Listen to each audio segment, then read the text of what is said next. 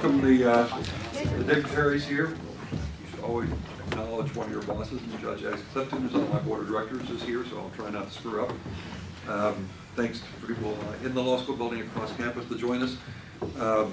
For about 7 years now, maybe 8 years, we've decided to do a couple things in the week that this country now celebrates the anniversary of the birth of Dr. Martin Luther King Jr. And they've varied in terms of the number and intensity of the programs, but one thing always has been a characteristic, and that is we have a keynote address. And many of you know that Professor Jenny Rivera was scheduled to be here, but she got this phone call from the governor and said, you know, we got this other thing I want you to do. I want you to join the New York Court of Appeals. And so she's agreed to come, maybe give us a talk next year when she's not so busy preparing for her new job. But there aren't many situations you can be in that's better than having Jorge Elorza and your faculty to step up and give the Martin Luther King Jr. lecture this year. I have known Jorge, I guess, for 8 years now. I first learned of Jorge, saw Jorge in a program in this building put together by the Rhode Island Foundation and the Feinstein Institute, in which Jorge spoke eloquently about the unmet needs in the area of housing for folks in Rhode Island, and that began a wonderful relationship which enabled us to hire Jorge, watch him mature as a scholar and teacher and colleague into earning tenure and full professorship 2 years ago. So we're very, very proud of his accomplishments. It's also not too often that you get to have your picture above the fold in the Projo. This article was on January 3rd, and it has a very stern-looking Jorge Elorza looking down at a obviously quite timorous lawyer for a out-of-town banking entity that owns foreclosed and boarded up property and isn't doing anything about it. And one of Jorge's many accomplishments is, I guess for the last 2 years now?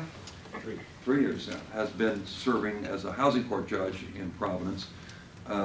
Not exactly a shabby assignment in that it was previously held by Angel Tavares, who went on to become mayor of Providence and is one of the young star leaders in the state. So along with Labinger, Jorge brings his expertise in housing law to helping cure some of the very, very serious housing issues in our city and therefore in our state. By way of quick background, most of you know that Jorge is a graduate of University of Classical High School, University of Rhode Island, Harvard Law School. While he was at Harvard Law School, he worked for both Lanny Guinier and Lucy White. Laurie White. We got really remarkable, I mean, people say that Harvard teachers don't know their students. They knew Jorge and sang his praises, and we've been nothing but happy in the intervening years. So today, it's a great pleasure. I give you full Professor Jorge Elorza.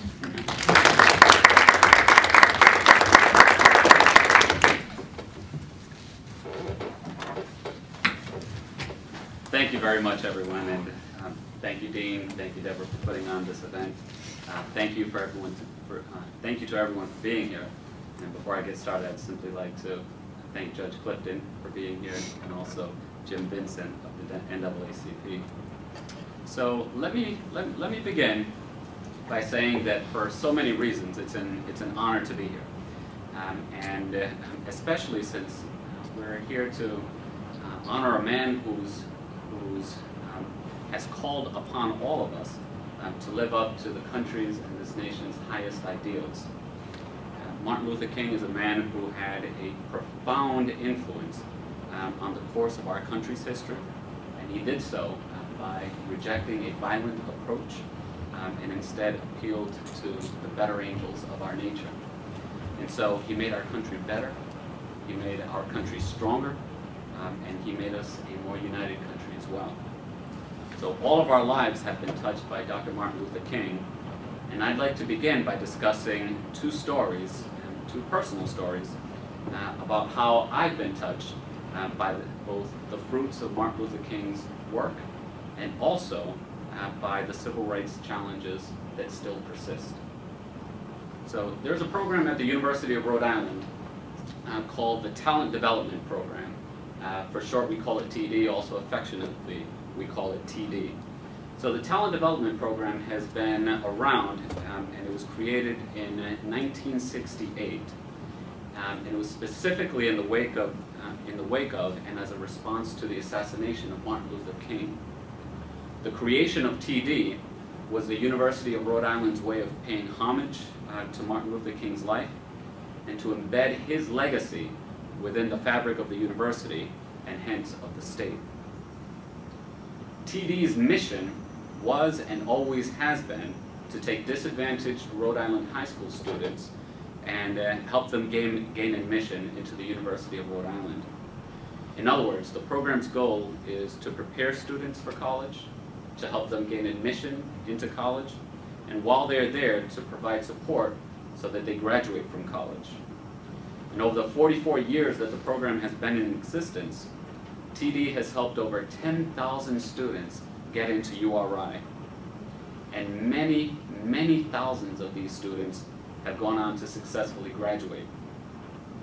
Martin Luther King inspired a nation, he inspired the TD program, and in quite literal ways, his work lives on. I'm a graduate of the Talent Development Program, a proud graduate, and I can say unequivocally that had it not been for that program, I would not have attended college. I would not be here now. Instead of going to college, I probably would have gotten a job in the same factories that my mother, my father, my aunts, my uncles, my cousins, and virtually every adult I knew worked in. But luckily, talent development was there for me, and it has been there for many thousands of others. So I had the good fortune of getting into college, of receiving a top-rate education, and of using this experience to open yet further opportunities in my life and in my career.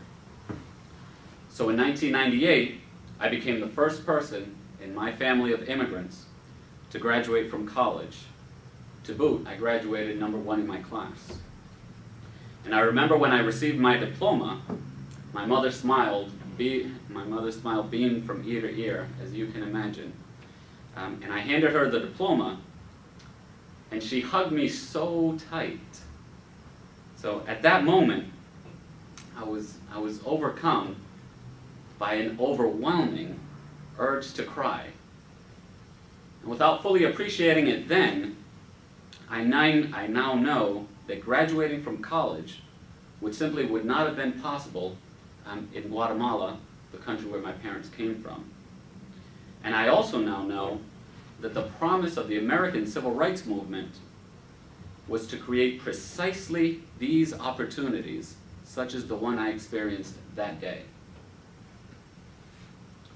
The second experience that I'd like to share with you took place 6 years after that. In 2004, I was invited, along with a group of minority attorneys, to speak to the entire 7th and 8th grade classes at Perry Middle School. Ostensibly, the purpose of the visit was to celebrate the 50th anniversary of the Brown versus Board of Education decision, and to tell students how radically different their lives would be had this opinion not been decided, and separate but equal continued to stand. As we, the attorneys, as we waited on stage and watched the 7th and 8th graders file into the room, we stood in shock, perhaps even in horror, from what we saw. The teachers and the administrators, they struggled to maintain control, and I saw up close as one teacher, literally red in the face, burst and shouted at a particularly disruptive student. And that wasn't the only incident. There were plenty of others, and it gave me the impression that this was not something that was entirely out of the ordinary at this school. The scene was chaotic, for sure, but once all of the students were seated, the full sadness of the moment began to sink in. So I scanned the room, a packed auditorium, and I saw brown kids, I saw black kids, I saw Asian kids, but I saw very few white kids. Now remember, we were there to talk about Brown versus Board of Education, and I had prepared some comments about the importance of the opinion and how that opinion now made it possible for brown kids, black kids, white kids, and all kinds of kids to share a classroom. But as we stood there, it was clear to me that Brown's promise of racial integration had not been fulfilled. Now, if Perry Middle School had been a high-performing model school, perhaps I would have felt different.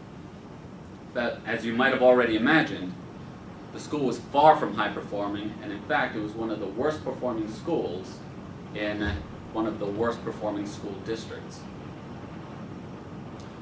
So after we played a video of Brown versus Board of Education, one of the attorney presenters asked the students what they believed the significance of Brown actually was. So one smart aleck kid raised his hand and said something to the effect of, "It makes it so that now we can make fun of white kids." And of course, when the rest of the students in the auditorium heard this, they burst out into laughter. Now, the comment was certainly offensive and it was inappropriate. But what shook me so deeply was that I could only imagine the disorder and perhaps even chaos that took place each day within the school. When we heard this comment, we the attorneys, we stepped in and we told them something to the effect that it was wrong and inappropriate. But in reality, our intervention was ineffectual. It did very little. What they would hear from us from that one day as guest speakers would not enlighten their minds or reverse the confusion and the disorder and that all of the students had become accustomed to at this school. This was not a place to learn. That day I saw a school that was, for all intents and purposes, racially segregated. And throughout the presentation, it appeared as though the school teetered on the brink of losing all control. I left that morning so dejected that before I made it to my car, I was again overcome by this overwhelming urge to cry. It was obvious to me that the promises of the civil rights struggle had somehow missed Perry Middle School, and I had little hope that many of its students would ever see those promises of opportunity fulfilled. And so the legacy of the civil rights struggle and of the civil rights movement and of Martin Luther King's work is at the same time that of unfulfilled promises, but also that of exceptional progress. And I believe that we must bind these achievements and the unfulfilled work closely together if we hope to make further progress. And that's what I'd like to discuss today. I went back and listened to Martin Luther King's I Have a Dream speech. And what I had forgotten about it was that King begins the speech by reflecting on the Emancipation Proclamation. Many of you might remember that the speech was given before the Lincoln Memorial. So Dr. King begins by stating that the Emancipation Proclamation had promised African Americans their freedom. But 100 years later, African Americans were still not free. Slavery, of course, had long since been abolished. But then what exactly does Dr. King mean when he says that blacks were still not free? Dr. King was a great orator. He was a man of great substance. And in that speech, he's also very practical. In discussing what true freedom looks like, he talks about education, jobs, housing, and basic human and civil rights. So, according to Martin Luther King and others in the civil rights movement, freedom entails, at the very least, the ability to obtain a quality education so that every child's potential could be realized. It entails the ability to earn a decent living to provide for yourself and for your family. It entails the ability to become a homeowner, to build equity, to live, and to retire comfortably. And it entails having security, living with dignity and in peace, knowing that you are an equal and valued member of the broader community. And Martin Luther King states that until that happens, America's fundamental promise of liberty and justice amounts to little more than a bad check. 50 years after that speech, it's sobering to think that the concerns he raises in 1963 are eerily similar to the ones we still grapple with today. In terms of education, kids are attending segregated schools. In fact, Black and Latino kids are more segregated today than they have been at any point in the last 40 years. And if that's not sobering enough, it appears as if segregation is gathering steam. Perhaps even more importantly, Black and Latino kids are segregated in such a way that they disproportionately attend schools in some of the worst performing districts. And for those students persistent enough to graduate from high school, what awaits them is a world of high tuition, crushing debt, and bleak job prospects. With unemployment rates of 18 and 22% for Blacks and Latinos in Rhode Island, Blacks and Latinos find themselves at unemployment levels that are just below unemployment levels at the height of the Great Depression. And even for those minorities, fortunate enough to have jobs, they find themselves in declining industries with lower pay and lesser job security. And the quintessential American dream of owning a home and becoming middle class, that is also slipping away. While the national average of home ownership hovers around 66%, Blacks and Latinos have a home ownership rate, respectively, of 34 and 30%. And this is before we take into account the fact that many homeowners, minorities and whites, are underwater on their mortgages and face the specter of foreclosure and bankruptcy. And we have, for perhaps the first time in America's history, a generation of immigrants who are finding the trek up the middle class ladder inaccessible to them and are languishing in what's being called the permanent working poor. And last, basic human rights are still denied to many in our society. Women, to this day, earn only 80 cents on the dollar of what men earn. Gays and lesbians in most of the United States, including Rhode Island, are still not able to marry the person of their choice, and let's hope that this changes in the days to come. African Americans are incarcerated at such a rate that over 30% of Black males can expect to serve time in jail at some point in their lives. We can go on, but it's clear that we are in every way still in the midst of the same civil rights struggle that Martin Luther King inspired.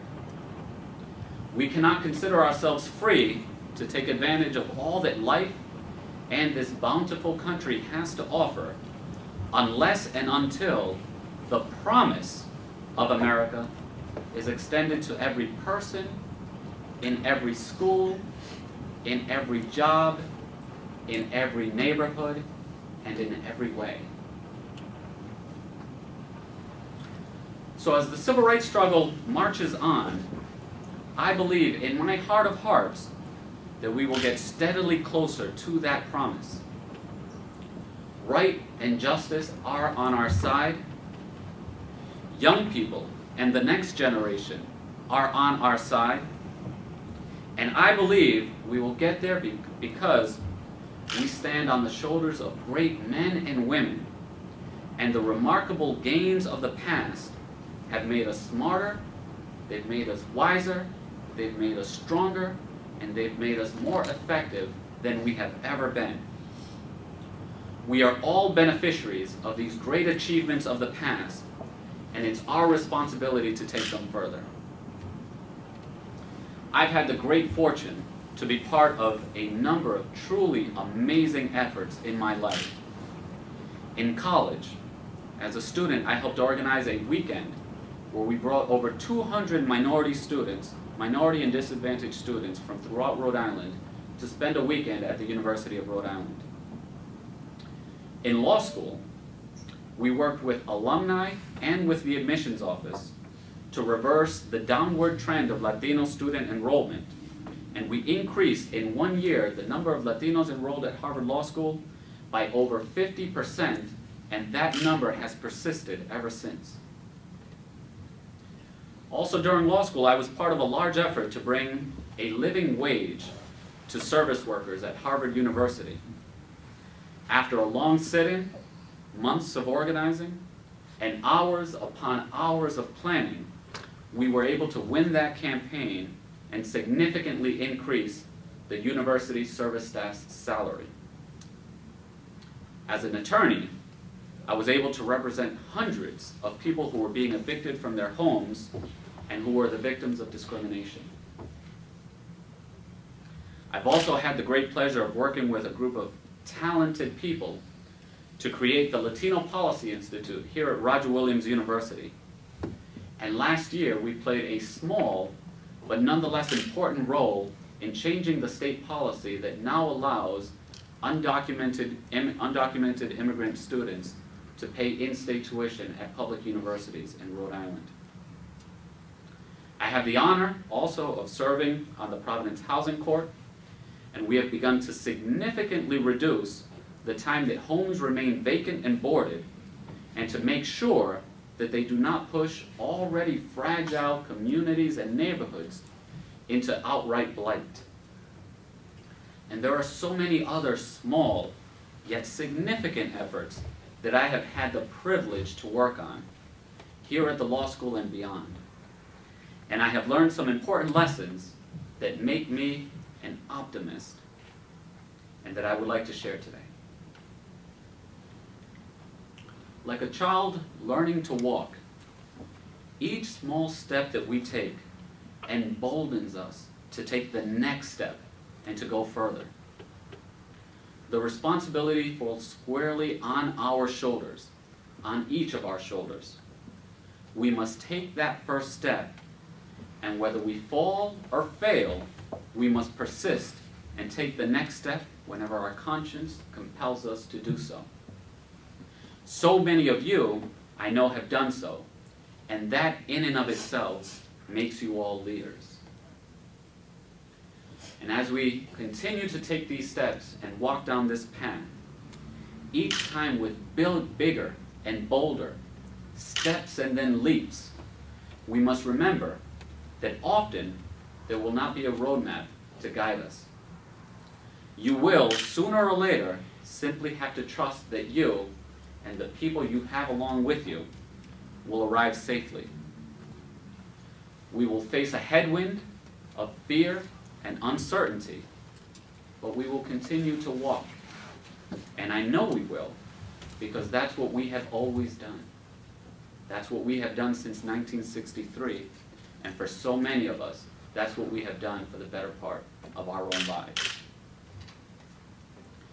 I mentioned that I would not have attended college were it not for the talent development program at the University of Rhode Island. There are many others who will not have opportunities unless we create them. Let's look at the impact that each of us has had on the lives of others. How many kids would not have excelled had you not tutored and mentored them? How many people would not have been hired had you not recommended them? And how many people would not have persisted had you not inspired them? Even if the answer to these questions is just one person, you are carrying on your share of the civil rights struggle. Like a pebble thrown into a pond, the impact ripples beyond what we could have imagined. So let's make sure that in everything we do, we stay focused on moving forward, but we extend our hands to bring others along. Let's take these steps. Let's take them steadily. Let's take them collaboratively. And let's take them courageously. Because the challenges that Martin Luther King identified of ensuring a world-class education to every child, of making college education accessible to all who wish to pursue it, of training the workforce and building the economy of the future, of making our communities safe and stable and ensuring that they thrive, and of affirming the rights and dignity of every person and of every group. These are all challenges that are far greater than any of us can overcome alone. We are, quite literally, the doctors, the lawyers, the teachers, the students, the advocates, the parents, the leaders that the civil rights struggle produced. And it falls upon us, here in this room, our classmates, our colleagues, and our relations, to use all of the advantages and all of the privileges that we have inherited from previous generations to ensure that when it comes time for us to pass the baton to that next generation, that we are handing them a world that looks and feels like the one of Martin Luther King's dreams and of America's most sacred promise. When every person and every community has the freedom to pursue their hopes and their dreams, we will have fulfilled our responsibility to all those who came before. But before then, we have a lot of work to do, and I entreat you to join me, to join us in this righteous cause. Thank you very much.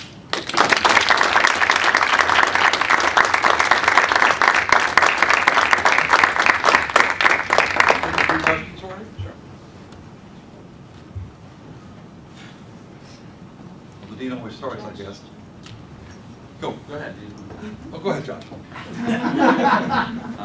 You mentioned how crucial a role that classical played in your life.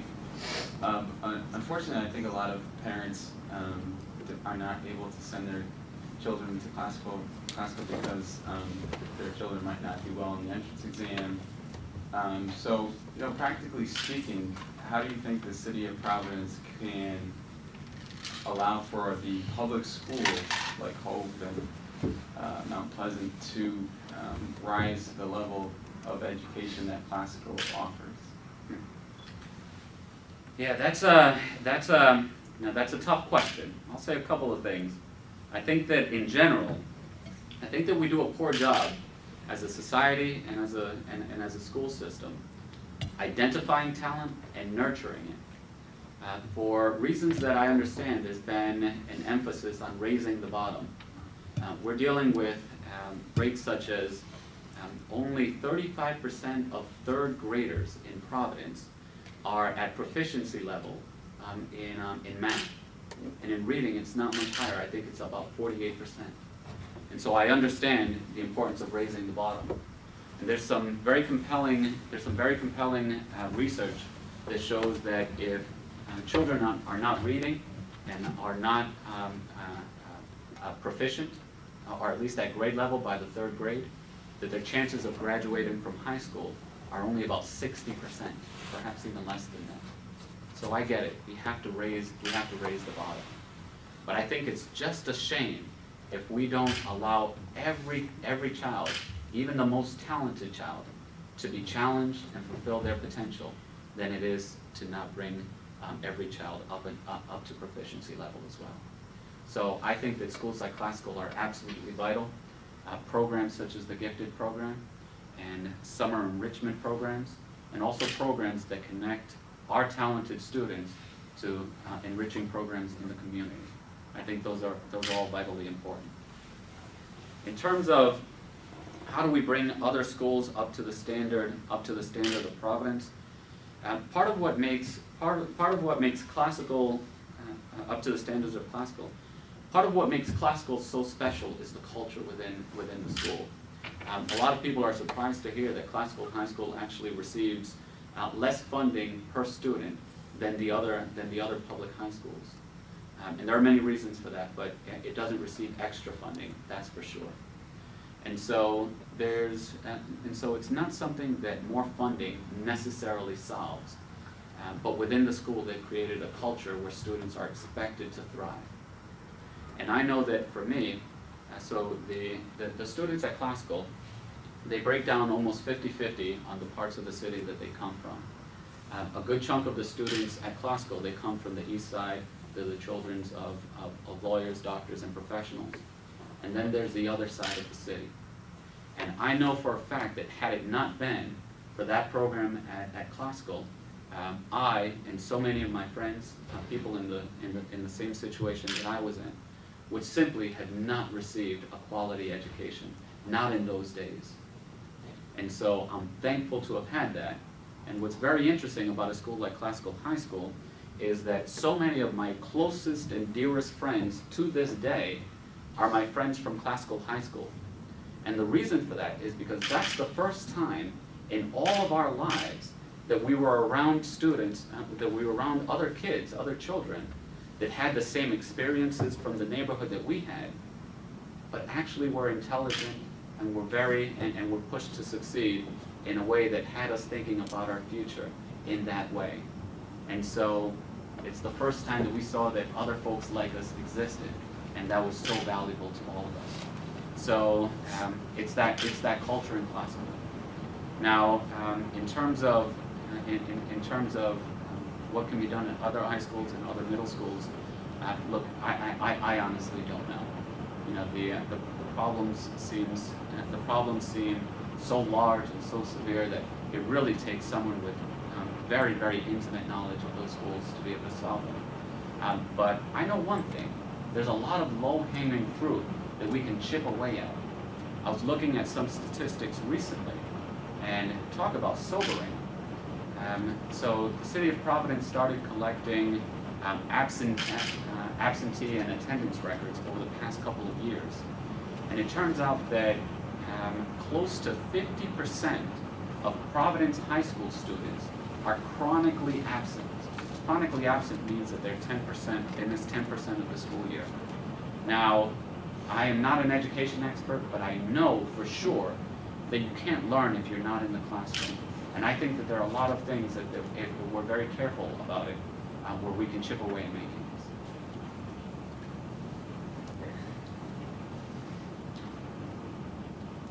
Would you talk a little bit about what you see the short to mid-term agenda of the Latino Policy Institute? So the Latino Policy Institute, we created this program back in 2005. 2005 we began. And it began with a conversation that I had with a good friend of mine. His name is Domingo Morale. And we had been involved in the community, and as young folks within the community, we were searching for ways to get involved in a much deeper way. We wanted to jump headlong into it. And we had heard the buzz about the need for a Latino Policy Institute as opposed to Latino social service organizations. And so we took up the idea and we resolved to ourselves that we would simply get it done. So we started meeting with folks, we started raising money, we commissioned a feasibility study, eventually we put a business plan together. So we came up with a plan, and we used this to raise even more money. We crafted a vision, we recruited a team, and began the long work that has gotten us to this point. And so part of those initial interviews that we had with stakeholders in the community, first of all, reassured us that we weren't duplicating efforts that already existed. So that helped to shape our priorities. But then we continued to hear that there were 4 core focus areas that needed the most attention. There were education, workforce development, immigration, and health. And so when we hired a director and we had the capacity to do the research in-house, The first issue that we took on was in-state tuition for undocumented immigrants, because it blended so beautifully both the immigration issue and also the education issue. We have two reports in the works right now.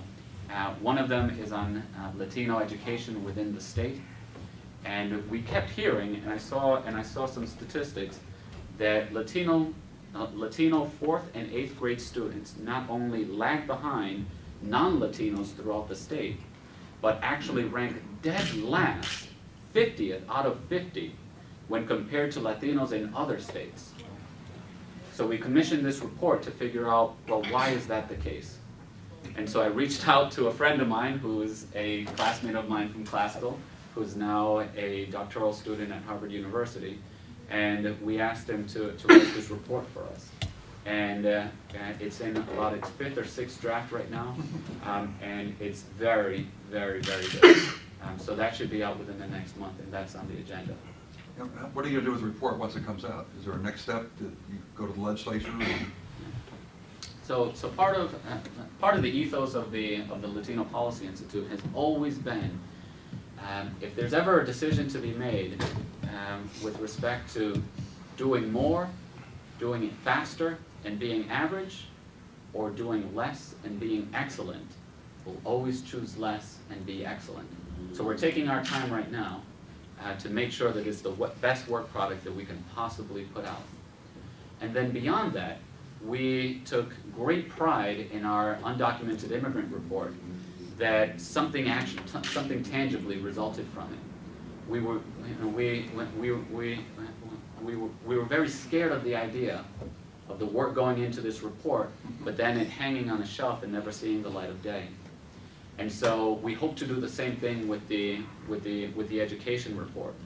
Part of what we've done is we've brought together a group of community advisors, education experts, and we have sent them advanced drafts of the report and have asked them to comment on it. And part of the idea is, of course, to get their substantive feedback, but the other side of that is also to bring them into the organization and to have them help us brainstorm how we make some tangible change out of this report. And so we're doing the same thing with a workforce development report that a professor at Brown University is writing as well. We had heard that unemployment levels for Latinos were extraordinarily high, and we wanted to figure out why that's the case.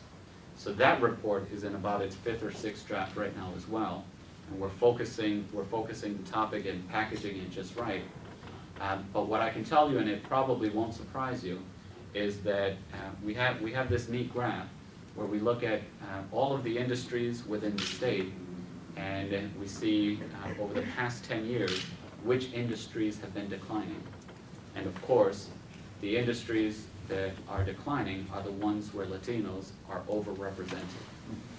And so that's a concern, particularly if we take into account that Latinos are the fastest growing demographic in Rhode Island, and we're projected to comprise roughly 30% of the state's population by the year 2050. So this is an issue that is not only a Latino issue, this is a Rhode Island issue. And so we hope to bring the same kind of attention. And that's always been the case that, or the case that we push forward with the Latino Policy Institute. We will never take a position with the Latino Policy Institute as a special interest group, as a special interest group. Every report and every point that we make will always be that what is good for Latinos is good for the state. And I think that's self-evident with these reports. First, thank you for speaking, much appreciated. And with your background in housing, historically in most jurisdictions, a lot of school districts are funded based on property taxes. And so I believe Michigan being the first state, and I could be wrong, but from what I know, Michigan is the first state that's adopting this new approach where they're not basing funding on property taxes, but getting the funding elsewhere, making it more evenly spread. Do you have any thoughts on maybe adopting that in Rhode Island, or would you see, do you see the problems and the disparities between property taxes in different communities and going to school districts and maybe adopting something like Michigan, where they also have big disparity in education between minorities and Yeah. So thank you for the question. I must admit that I'm not familiar with Michigan scenario. I don't know if it's statewide or if it's more at a local community. But I think I can. But I think I can share some thoughts. It's intriguing, sure. Some of the problems have to deal with the way that local schools are funded. And here in Rhode Island, and I believe in most states, there is state funding that comes to the local communities. There has been a lot of work that's been done recently on the state funding formula and making sure that communities of color are treated equitably with the state funding formula. So that raises a number of issues. But I'd like to come back to a point that I made previously. Something like that scares me, in that not in terms of the substance of the idea or the wisdom of the idea, but it scares me in terms of exactly how it'll come about. Perhaps it's possible, but it seems to me that it'd be very difficult. And I think that, as I mentioned with classical, education is a very, very interesting case that we can't necessarily solve the problems with more funds, with more money. It takes a different kind of approach. And so in terms of an approach such as that, I think I would be on board if there is a very discrete and very, very credible plan to get it in place.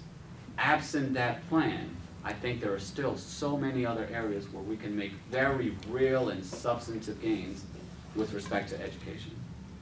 Thank you. Yes, sir. Judge Elorza, I'd like to ask a question regarding your speech, which I totally enjoyed and appreciate. I thank you for delivering it here today. Unlike you, I was around in the 60s. Went to high school in the 60s, and I remember Martin Luther King. He was assassinated, I think, I was 16 years old that day, and I remember it well. So I remember, how conditions were, at that time in this country, how the conditions were in my hometown of Boston, Massachusetts. So I can see how far we've come in terms of, fields like entertainment, sports, and the Congress, and even the White House. However, you mentioned some statistics that trouble me, because in a lot of areas, health, housing, education, prisons, or whatever, we are as worse off than we were back in '69 when I graduated from high school in this country. So Martin Luther King's promise has really not even become close to being realized in huge areas. Not all, because I mentioned some success stories that are, really striking. What's your take on what happened? Well, on what happened, that's a very good question, Jim. Well, let me perhaps combine that and answer the question, what happened, and perhaps what the next step should be. Yes. So, change is slow, and I'm convinced that if we move the needle, we have done something. We have done great work. We move it in the right direction, and then it's incumbent on the next generation to continue to move the needle and have it gain momentum. I think that we have made great progress, particularly on social issues. Some of the vilest forms of racism are simply not around anymore, and they're not as overt. So we've made great strides. But you're absolutely right. When you look at the statistics, perhaps it seems like an empty victory, but it's not. It's absolutely not. And I mentioned during the speech that I think it's vital for us to bind the struggles that we still face with the amazing achievements and progress that we have made. And it's incumbent on all of us who have this luxurious opportunity to go to college, now be in law school, to have these positions. It's really incumbent upon us to continue to open doors for others who will come behind. So a couple of points. So the projects that I mentioned that I've had the pleasure to work on, I mentioned each one of those because I have a very personal connection to each one of them. So I mentioned that when I was in college, I was part of this group, and we brought 200 high school kids onto the University of Rhode Island campus. It was a great success. So a few years ago, I developed a friendship with this family at a restaurant. I got to know them, they got to know me. And one day, one of their grown children came to me and he said, "I know you and I remember you." He remembered that program at URI, and it told him that it changed his life. Also, another this involves a different restaurant, but I eat out a lot. On the in-state tuition issue, so I mentioned that we played a small but important role in changing that policy. And I was at a restaurant, and I got to know the waitress, young girl, really, really hard worker. And she shared the news with me that she had just enrolled at CCRI. And of course, I'm always excited when young people tell me that they enrolled in school. And I asked, what made you do it? And she said, well, I hear that now I can pay in-state tuition. I can't tell that story without glowing. So there's that. I also mentioned, actually, one thing that I left out is in 2005 and 2006, again, I had the great privilege of working on a case. So the General Assembly had just passed the Lead Hazard Mitigation Act. And after years and years of efforts by advocates, it had been passed, and it was challenged on constitutional grounds. This bill was expected to help reduce lead levels and save so many children of this needless childhood lead poisoning. And so I was part of this group of attorneys. I got involved as a friend of the court. I wrote an amicus brief on the case, and the Attorney General allowed me to take part in every part of the litigation. So I argued at Superior Court.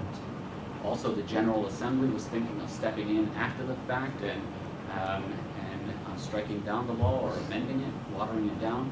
I testified before the legislature. We got them to not do that. We had an issue at the Superior Court. We had to file a writ of certiorari to the Rhode Island Supreme Court. We argued again, and I second chaired it at the Supreme Court. Months later, we get the opinion, and the Rhode Island Supreme Court had upheld the Lead Hazard Mitigation Act. So the law was passed and it was on the books, but it was never actually enforced. It was still incumbent on either the Attorney General's office or each of the municipalities to then prosecute these cases. And so now, as a judge in housing court, I have been pushing, and we finally started to receive the first batch of cases prosecuted under the Lead Hazard Mitigation Act. And so it comes full circle in that way. So you're right, Jim, we have so far to go, but had I not been given the opportunity to go to college, if someone had not opened that opportunity for me, I would not have been able to open that opportunity for others. And I think so many of us are in that same position. I too want to thank you for speaking today. It was really fantastic. Earlier in your speech, you talked about, I was going to say Roe v. Wade, Brown versus the Board of Education. And I'm just wondering what your thoughts are on integration now. How important is it, or is that versus access and that kind of thing? It's important. It's very, very important. But Perry Middle School, if we happen to be racially segregated in terms of the neighborhoods that we live in, and all of the students at Perry Middle School are black, brown, and Asian, but it's a high-performing model school, then it's a high-performing model school. And it's still an issue. Racial integration is still an issue. But I think I'm a little bit more practical these days, and if students are getting a high quality education, then I'm all for it, regardless of how they receive it. So racial integration is important, but with that caveat. What I'll also say is that what's of most concern to me, beyond racial segregation, are class divisions. And I think that the disparity in wealth and how it continues to grow, I think that that will be the civil rights issue of the next generation. Now, I'm a housing professor. I write in the area of housing. And in my classes, I tell my students that upper class neighborhoods are on the rise, lower class neighborhoods are on the rise, and middle class neighborhoods are on the decline. And this is clear to me. The further we are apart in terms of where we live, in terms of how we think, in terms of who our social relations are, the further divided we'll be as a country, and the more difficult it'll be to get much of anything done. And I think that with Brown versus Board of Education, what was so brilliant about the litigation strategy was that that case wasn't only argued within the halls of justice and within the courts. That was a social movement. And part of the argument that was made socially, but also in the court, was that it's in all of our interest to see to it that we achieve racial integration. And it came up in the context of the Cold War. So we're being embarrassed internationally because of our treatment of African Americans. The ideals that the United States stand for were being directly contradicted and undermined quite easily by the news reports of what would happen in the major cities. And so it was an embarrassment to all of us, and it was in all of our interest to see that we achieved racial integration, because of the effect it had publicly, nationally, but also the effect that it had domestically. And so, in terms of how we take the next step, be it in reducing racial inequality, reducing inequality in terms of income and wealth, I think that it's an easy argument for us to make, but we have to make it forcefully, that a divided country is a weaker country, and that if we have a strong and stable backbone of a middle class, that we will all be better off. And I think that that's where really the emphasis for the next generation of civil rights advocates should be. Would you talk for a minute or two about your wonderful article in the Cornell Law Review about the interaction of housing and neighborhoods and healthy communities? Sure.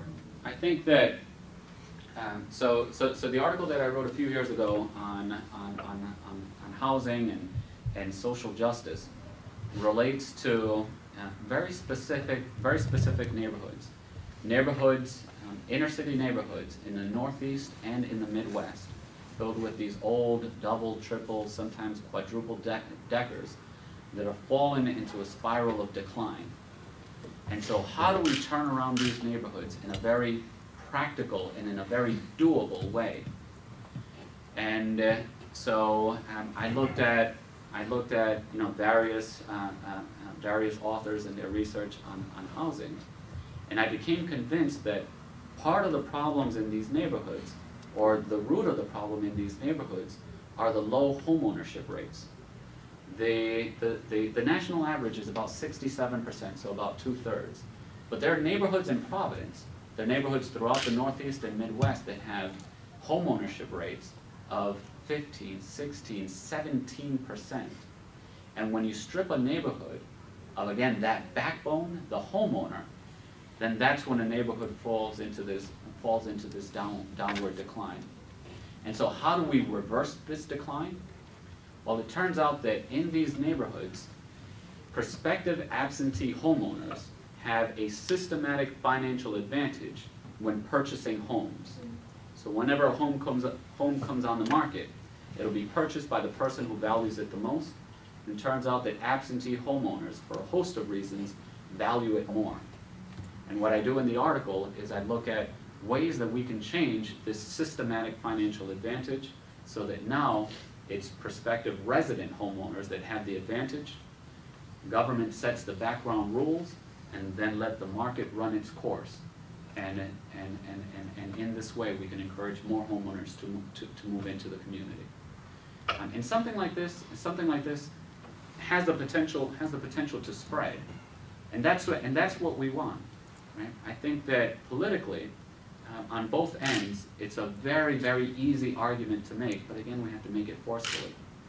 There's a name for absentee homeowners who own dilapidated homes in blighted neighborhoods. They're slumlords, and they're as politically as unpopular as it gets.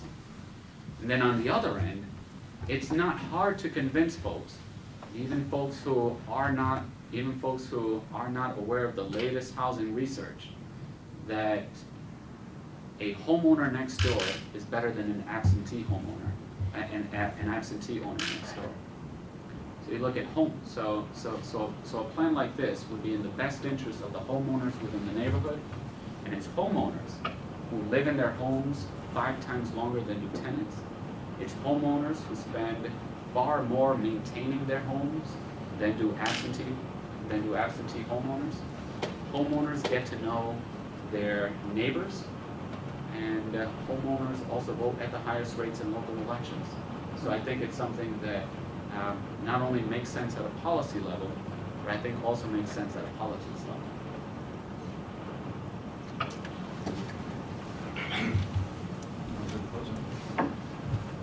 Time for one more question, if anybody's got final burning questions.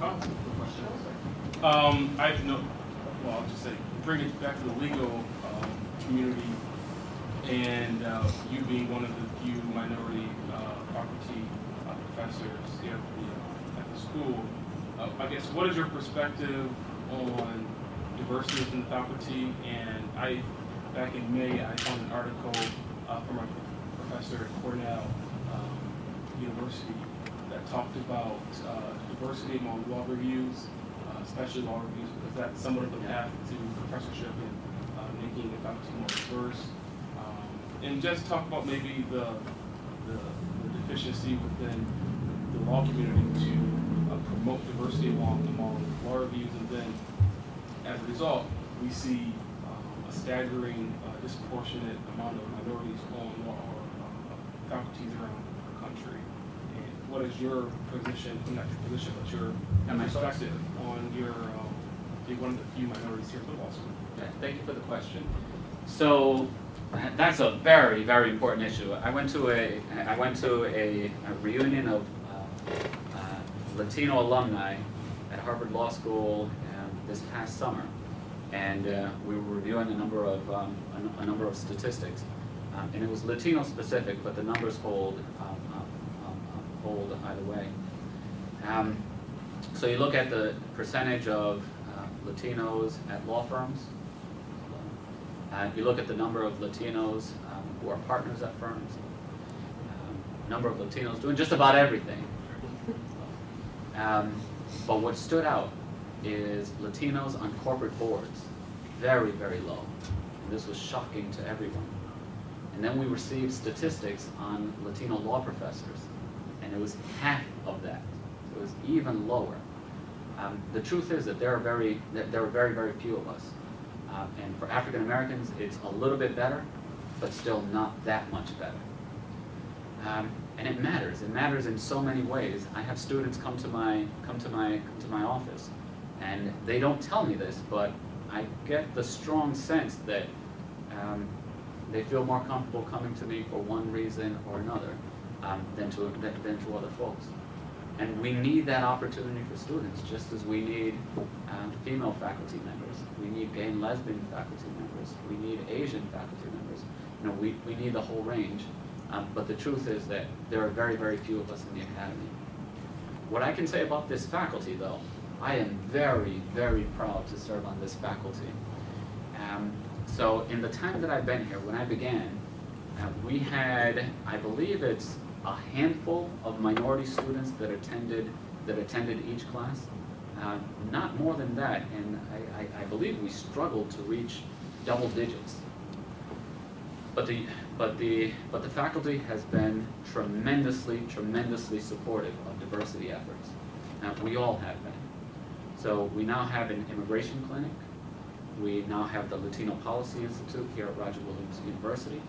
We have a chief diversity officer. We provide support to students while they're here. We go out and we actively recruit. We have formed relationships with minority attorneys and judges out in the community. And so we're building that pipeline. We're reaching out to prospective mentors. And correct me if I'm wrong on the numbers here, Dean, but at least with respect to Latinos, we're averaging, before this year, a good 16, 17, and 18 per year.